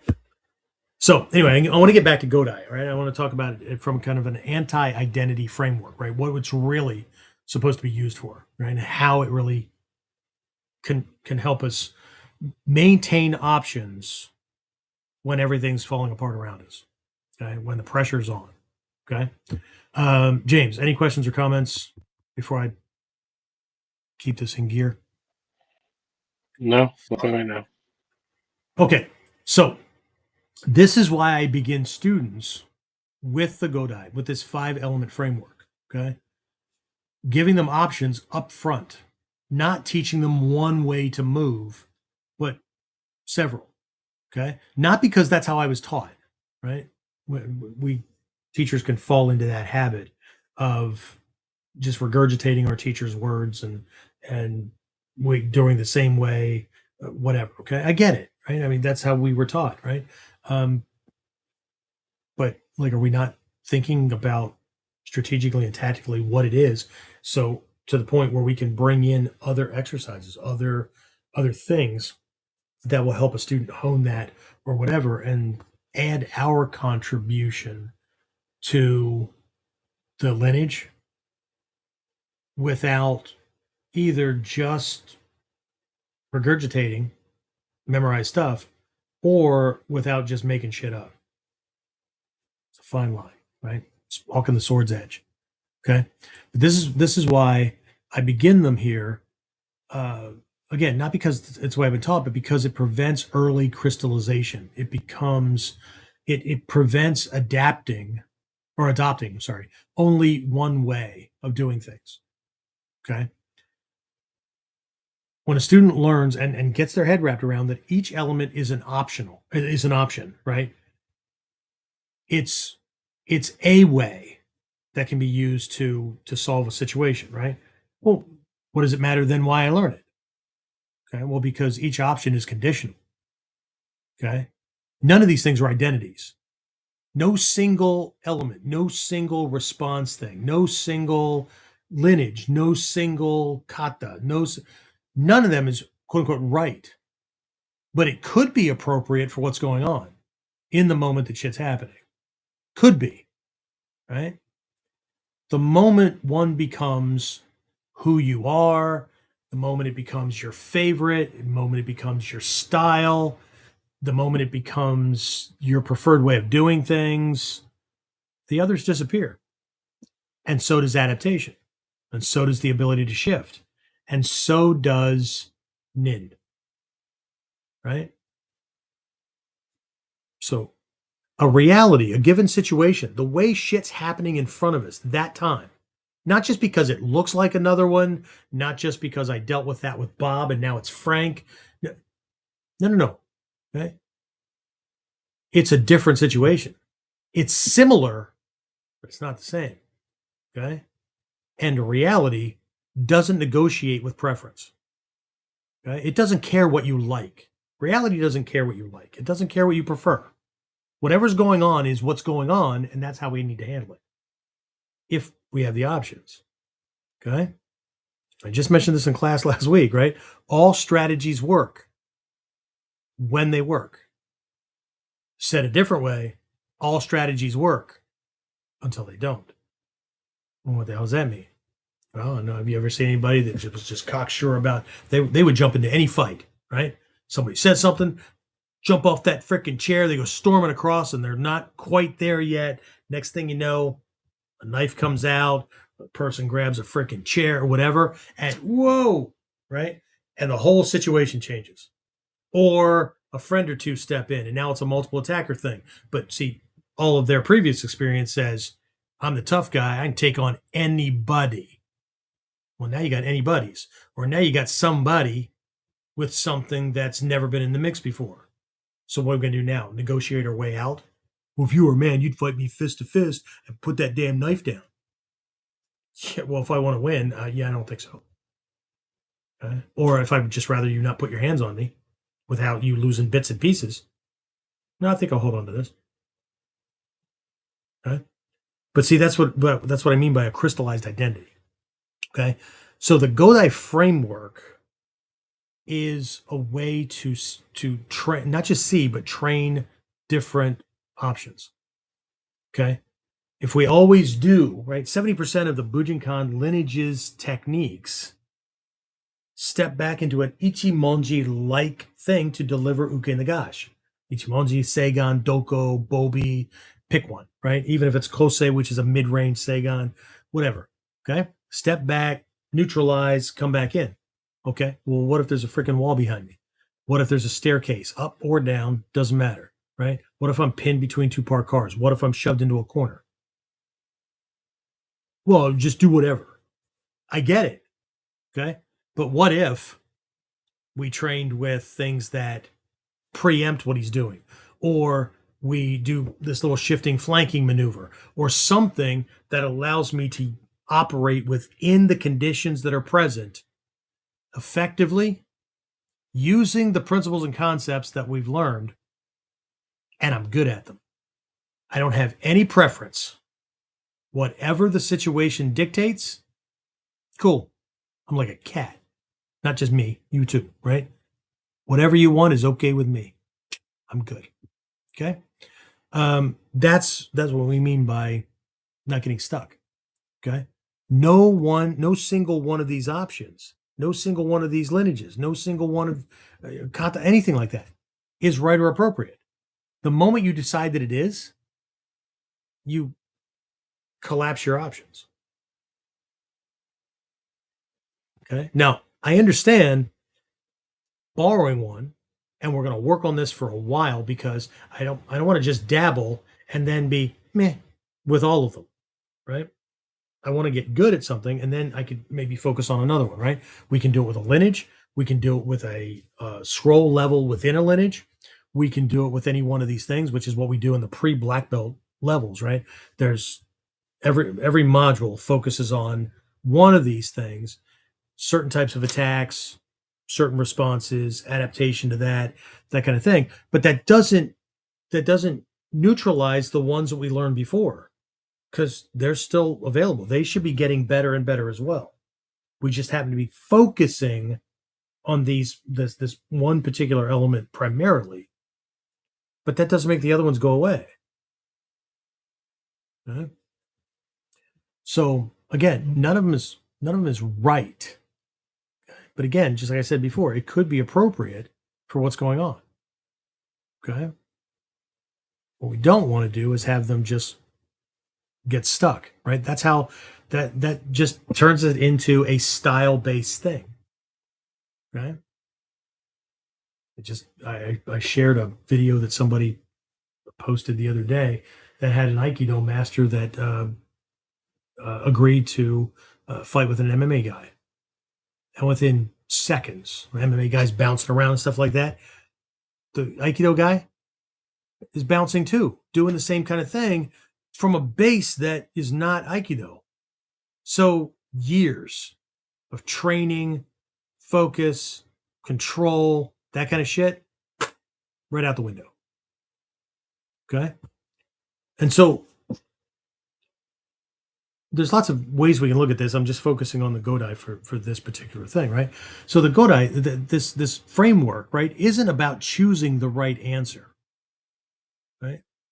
It's not about a right or wrong thing, okay? Now, when things start happening, once we make a decision about how to move, there's certain things that are there. And I said we focus on each of these elements for a while pre-black belt.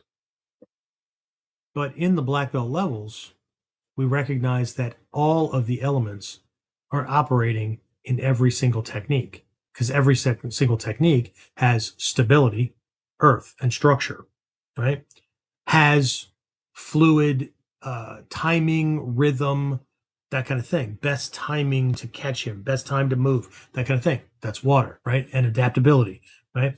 Each one has that fire element where you are moving directly, right? I don't need a little foot or knee adjustment to shift my weight before I can take a step, right?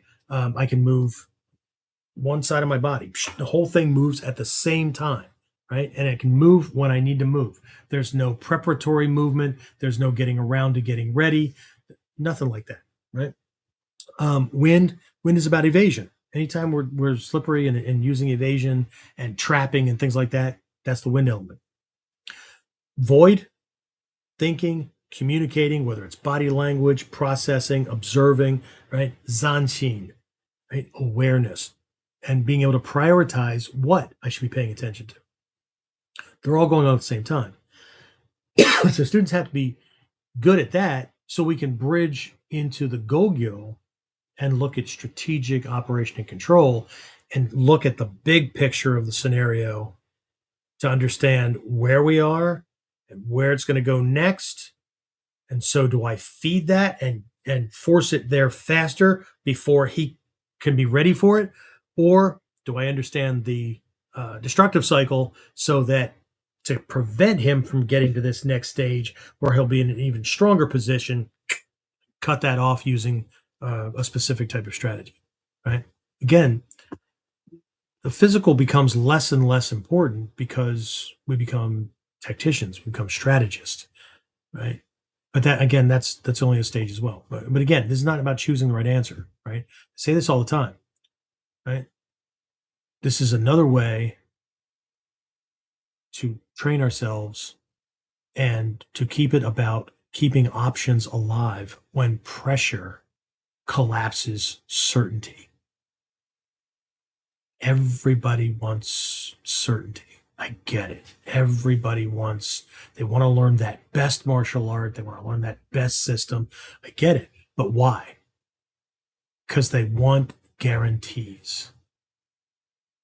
Okay? We all want guarantees.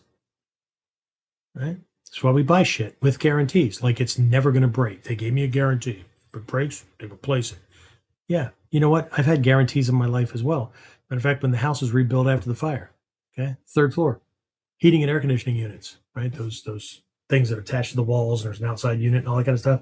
Yeah, had a huge warranty on this thing. Okay, yeah.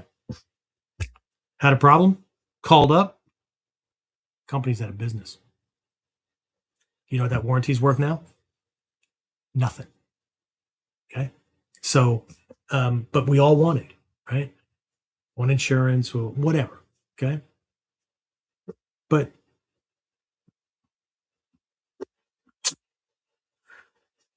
right? People don't like this lack of certainty, right? They want guarantees.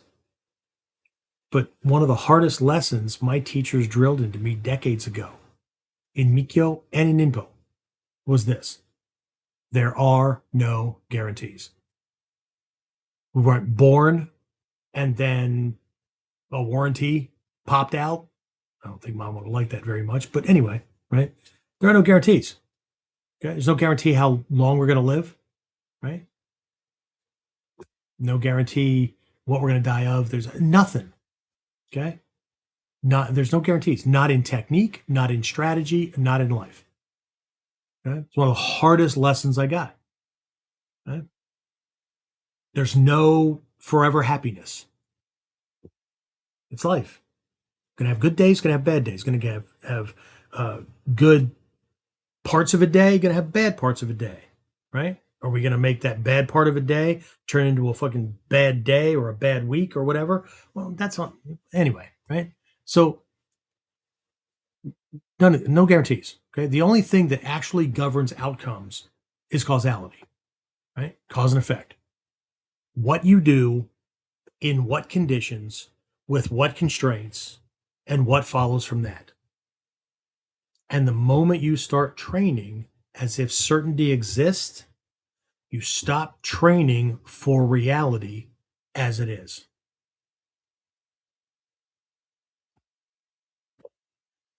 Okay? This isn't just martial arts. This is why capable fighters fail in verbal conflicts or as soon as weapons come to bear or whatever, right?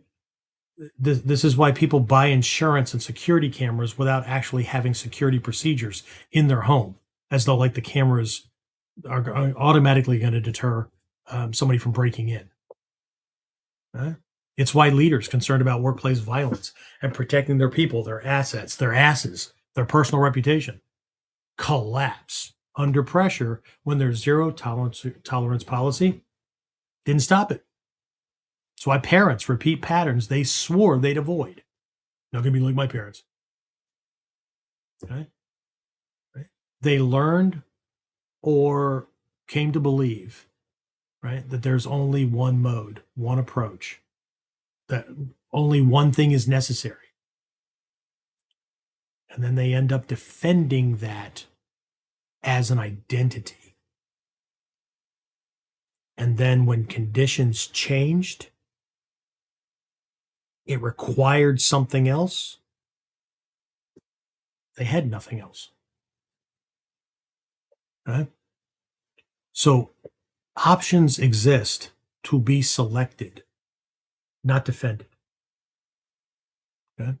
When people train through the Godai, of course, they will see themselves. I did. Everybody does. Because certain things naturally fit. Great. You're going to do well and get through that module probably fairly easily. There's going to be other ones that are going to feel so much not like you because you've already crystallized options, definition of me, what I do, how I handle things, whatever. We've narrowed our lane and narrowed the things that are our ability to handle things. I mean, this is like putting certain tools in a toolbox because we like them or we use them well, but won't get new tools or don't see the value in other tools because, well, a washing machine will never break. I mean, I've got a warranty. If it breaks, I'll just replace it. Okay. Okay. What's your financial status going to be when that breaks? Well, I make a lot of money. I mean, I'm fine. Yeah. Now, what's it going to be like then? Okay. What else might be going on your life in that moment that requires time, effort, and resources? Well, I don't know. Right. That's why we develop options. Okay. It needs to. We're not allowed to have preferences. I don't know if anybody got the memo or not. Okay. I got it from several teachers, Soke included. No preferences. Okay. Because life isn't certain. Life isn't guaranteed. Ninjutsu also isn't a style. Right. Not the way most people think about martial arts or fighting styles. And yet people just keep trying to shove it into a style-based thing. I do Bujinkan. What the hell does that mean? Well, I mean, we move this way. I mean, oh, really? Always? Interesting. Okay. Ninjutsu allows for change. It meets it with options. It focuses on principles and concepts rather than set techniques. However, it uses set techniques as guiding models, frameworks to stay within until we get the right movements, we get the right patterns, we understand the logic. Then we can start to break things up to get to the principles and concepts that make them work. And then we can throw shit away. Because if we don't, it'll get in the way. Okay. But we do these things the way we do because life, success, longevity, right, requires adaptability, flexibility, and clarity, not certainty, fixed preferences, or narrow-minded comfort.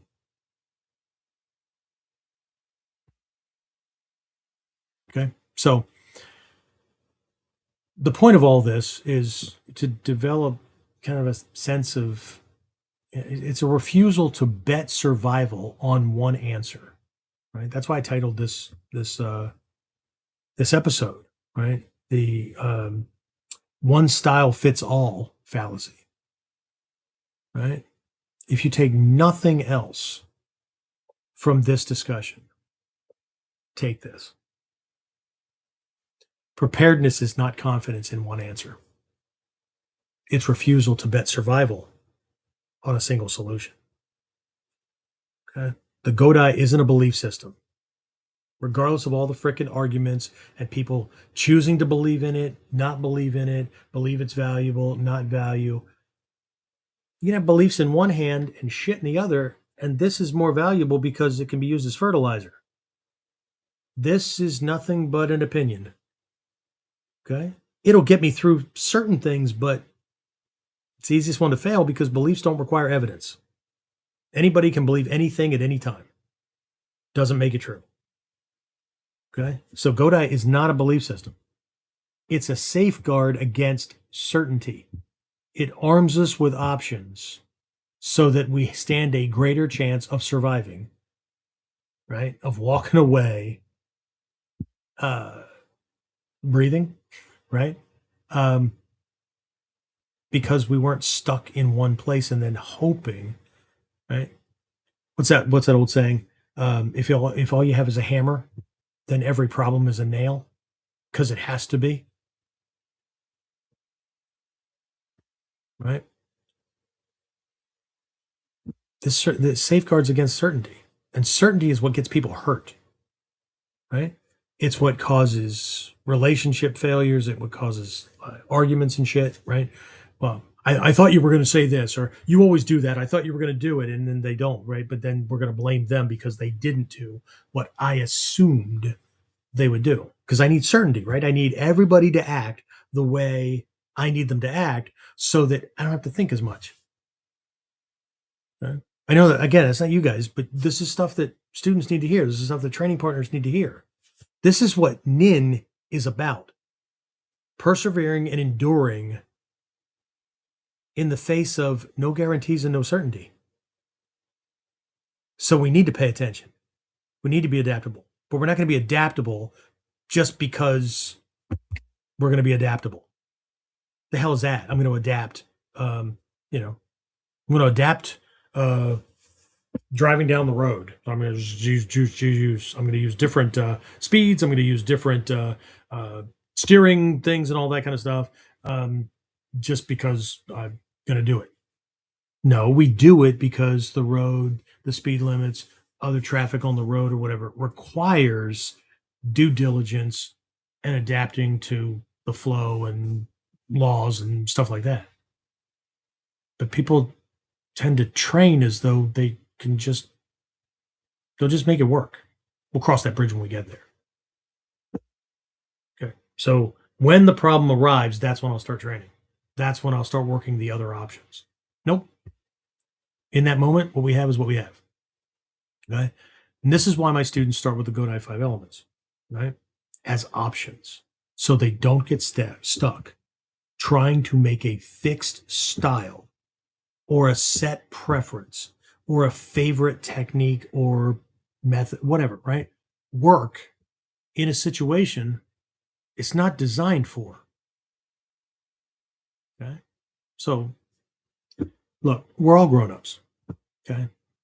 Just like we believed when we were growing up, we can do whatever we want. We can believe whatever we want. We can have preferences. We can have favorites. As long as they work, they work. But, and this is a big but, I just added a T, a big badonkey-donk but. Reality doesn't care what you prefer. It only responds to, it only cares about what you can do right now, in the moment, in the situation, under the conditions that you're required to operate in. Right? This is what we train for. This is what we observe and work to be clear about. All right. Before I talk about what we're going to do in May, questions, comments? James, anybody will let me know that I'm full of shit and bad manners and No. no? Excuse me. No, I don't say anything. You're not filtering out like crap replies or comments or no? Hmm? I have broad shoulders.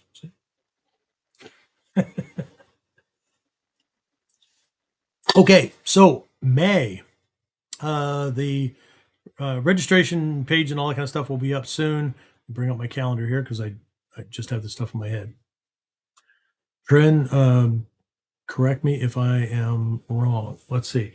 Mother's Day is May 10th, 2026. James, is that what you have as well?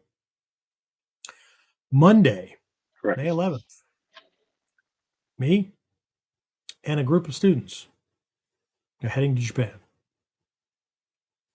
You can be in that group if you want. I think I have 2 people, Trinity and Victor, dedicated to that spot, which means out of 9 people that I will take, I have 7 spots remaining at the moment. Okay. You can do a week or you can do 2 weeks. We will be there for 2. We will leave Monday the 11th and we'll return Monday the 18th. Why that? Well, because the flight and airfare and all that kind of stuff kind of works out well that way. I resent having to lose a day going, leave on Monday, land on Tuesday. Every time we try to get to class, yeah, good luck. And then we will leave bright and early. Well, whenever the flights leave, usually it's midday on Monday the 18th. And because of the way that time zones work. Now, if you're joining us from someplace else, we'll adjust stuff for you and all that, and you can meet us at a certain spot. But we on the East Coast will leave and land on the same day at about the same time, within an hour, because of that damn international time zone or the date line, right? We will offer a week A or week B option, but there will be a set leaving and whatever, because I'm only going to Narita Airport once in the middle of my week. I will not deviate from that. If anybody needs adjustments from there, you get a map and directions. Okay. Otherwise, meet when we're where we are and go from there. Okay. So this is going to be our spring trip. And so again, from May 11th through and returning on May 18th, we'll be in Japan. This is a complete training trip. This is not just we will post up in the Nodashi area, go to Hombu, train or wherever, and do nonstop that kind of training. This there is history stuff built into this. There is cultural stuff built into this. Every place that we go to or visit is connected to, in some way, to this art and these lineages and the history and whatever's going on behind it. Okay. So I was going to go in April, but Golden Week, which is like these back-to-back holidays, just crazy. That would really throw things off. We should be able to, based on where we'll be going, we'll be getting in on the tail end of things, but we'll still be able to get into and enjoy part of the cherry blossom stuff as well. We'll be training with several instructors at several dojo to get a different flavor of things and whatnot. But it is a complete training trip. I will be teaching various things at different areas, including we'll have things set up for photo ops and all that kind of stuff. So the history, like I said, history, culture between the samurai world and Nijutsu, Mikyo, that kind of stuff. Heavier on the martial side, but so like I said, I've got 2 people that are signed up. They're not locked in yet, but they will be shortly, which means that we have 7 spots remaining. So details to come. If you are interested, please make sure that you either send us a message. Comments are okay. We just don't normally get them. I would prefer if you sent something either by IM or IM, DM, whatever the hell they're called, or sending an email to warrior-concepts-online.com. Okay. I will take interest for a while, but there will be deadlines for getting at least a deposit in. And then after that, we'll go from there. Okay. So that's it. That was the big surprise. That was the big thing at the end. Thanks for sticking it out. James, any last questions or comments before we wrap this episode up? Oh, by the way, if you're listening to this in my future and you're past, I would say the end of April of 2026, ignore what I just said about the Japan trip. But you could always check in at onlineninjaacademy.com on the events page and see if there's one coming up. Okay. All right. Now, anything else? No, sir. No? All right. Well, in that case, that's all I got. So thanks again for joining in. I appreciate it. Thanks for being willing to listen to whatever I'm offering out. Right? Hard-won lessons, but again, we're all adults, right? Take it for what it's worth to you. Use it. Don't use it. As Shoshi Malmstrom always said, everything that I teach you is shit. Okay. It works for me. It works for my students. It works for my peers. Right. But it's not something to be believed. Until you make this work for you, it has no value. Okay. So anything any teacher teaches, it doesn't mean that it's shit, it doesn't work. It means it's only a piece of information for you. Until you can make it work for yourself to the degree that it's supposed to work, it has no value. It was just a little piece of it. We had an interesting couple of hours here discussing things. That's as far as it goes. The rest is up to you. Okay, that's it. James, thank you again. I appreciate it. I will talk to everybody again next time on KUDEN. Get more of KUDEN Radio, subscribe through your favorite podcasting site, or join our clan of serious modern warriors at onlineninjaacademy.com.